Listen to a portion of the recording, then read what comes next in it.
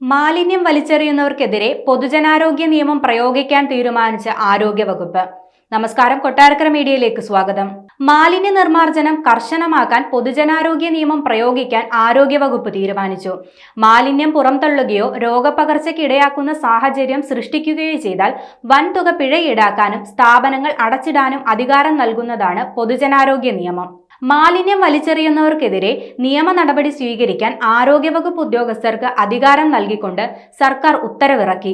Junior health ഇൻസ്പെക്ടർമാർ മുതൽ മുകളിലേക്കുള്ള ഉദ്യോഗസ്ഥർക്ക് വരെ നിയമ നടപടി സ്വീകരിക്കാൻ അധികാരമുണ്ട്. 2023 കർശന വ്യവസ്ഥകളോടെ പൊതുജനാരോഗ്യ നിയമം നിയമസഭ പാസാക്കിയത്.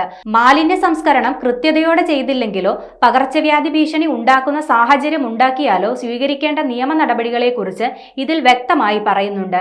സർക്കാരിന്റെ നേരിട്ടുള്ള മേൽനോട്ടത്തിൽ മെഡിക്കൽ ഓഫീസർമാരുടെ കീഴിലുള്ള ഈ സംവിധാനത്തിൽ വൻതുക പിഴ ഈടാക്കാനുള്ള വ്യവസ്ഥയുമുണ്ട്. പൊതുസ്ഥലത്ത് മാലിന്യം നിക്ഷേപിച്ചാൽ വ്യക്തികളിൽ നിന്ന് 2000 രൂപ വരെ പിഴ ഈടാക്കാം. മാലിന്യം നിക്ഷേപിക്കുന്നത് ഒരു സ്ഥാപനമാണെങ്കിൽ പിഴ ഈടാക്കുന്നതിനൊപ്പം തന്നെ സ്ഥാപനം അടച്ചിടാനും ഉദ്യോഗസ്ഥർക്ക് അധികാരമുണ്ട്.